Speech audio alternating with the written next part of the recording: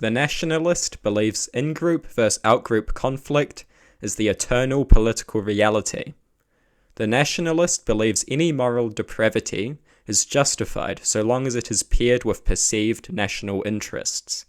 They irrationally and immorally draw the line for acceptable immoral selfishness at the in-group, rather than taking the more logical and consistent approach of saying moral depravity in pursuit of your own interest is always good or always bad. They are fools, wandering confused at a crossroads, unwilling to commit to either direction. The nationalists typically believe that the masses, who are the essential part of the nation, are an unthinking mass. They are concerned only with immediate pleasure and will pursue any course of action that will see their material needs immediately met.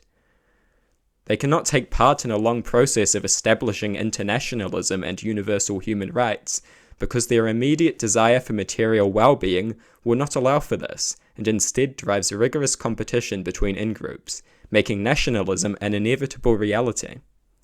This worldview may sound alien to you, but in far-right circles, it is disturbingly common. The idea that history, the present and the future is going to be full of conflict, slavery, and genocide is an ugly one. Ugliest of all is the far-right idea that this is worthy of embrace and acceptance. I say that this worldview is not worthy of acceptance. It deserves nothing but condemnation, as it is as irrational and as immoral as one can get.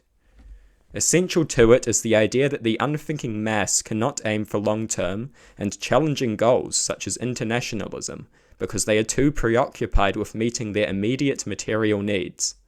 This idea is clearly false. Humanity has achieved countless goals that would have once seemed completely inconceivable. But most ironically, this idea is disproven by the offspring of nationalism itself: war and conflict. In a war or conflict, the mass puts their immediate interests aside. They tolerate curfews, rationing, bombings, fathers, husbands, and sons dying in conflict.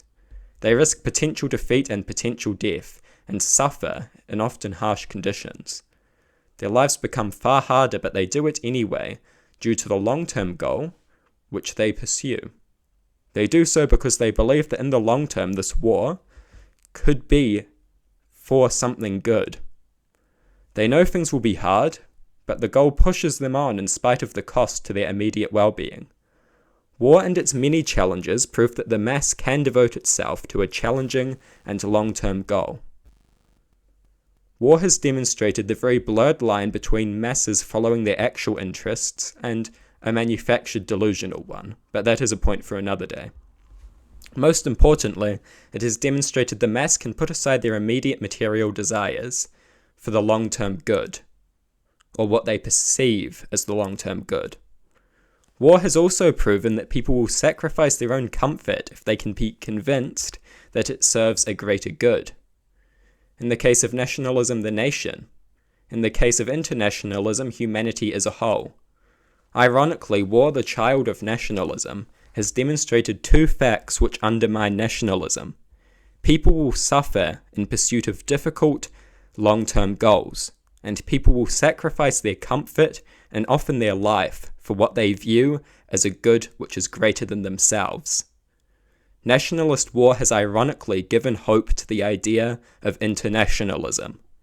If people can suffer and work for a long-term goal and make sacrifices for the greater good, as they have in war, there is no reason they can not do so for a far more noble goal of internationalism.